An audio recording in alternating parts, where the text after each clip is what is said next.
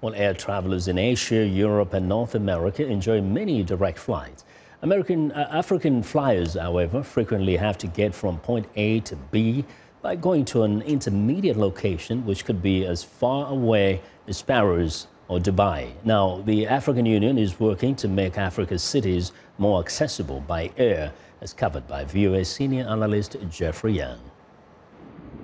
While other continents take direct air flights for granted, it's different in Africa, where getting from here to there may take many hours or send you all the way to Europe or the Middle East to get to your African destination. This inefficiency has impacted both business and tourism, and because of that, the African Union is taking action.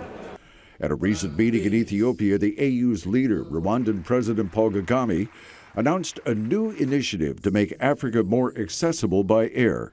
Today, we will launch the single African air transport market.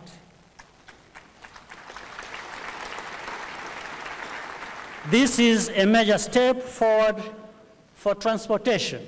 These international agreements are common in Europe, North America, and Asia, but so far, only 23 of the African Union's member states have agreed to this initiative, known by its initials, SAATM. Air transport officials say this AU effort to open up Africa's airspace takes place while the industry group Airports Council International reports that African airports in 2017 experienced a 13.3% increase in arrivals compared to the previous reporting period. But the industry says that much of that growth came from outside travel to Africa rather than within the continent. Via Skype from Nairobi, an analyst at KIPRA, the Kenya Institute for Public Policy Research and Analysis, Helen Osiolo, says a major hindrance has been a lack of legal groundwork enabling a pact such as the SAATM. Many countries had not yet put in place the structures, the legal, the regulatory framework in place to make sure that they are able to have this free, like a liberalized air market. KIPRA's Osiolo says that a major impediment to inter-African air travel is the protectionism countries frequently give to their state-owned airlines, putting up taxes and other means of discouraging competition, as well as airfares made far higher because of having to fly to a third point to reach a destination. AU Chairman Kagame used the Addis Ababa ribbon-cutting ceremony for the initiative to explain another reason for its importance, Africa's economic advancement.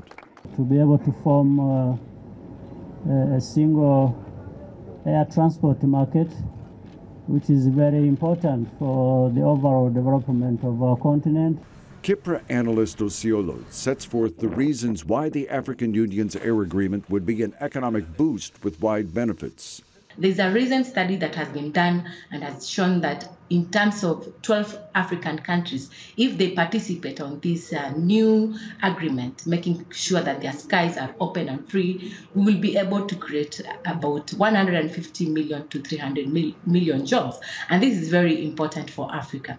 The KIPRA analyst says what's needed is commitment by the African states not yet party to the AU agreement, and that once the pact is in place, it may be as long as 5 years before the continent enjoys the better service and lower fares the pact's promoters promise will come.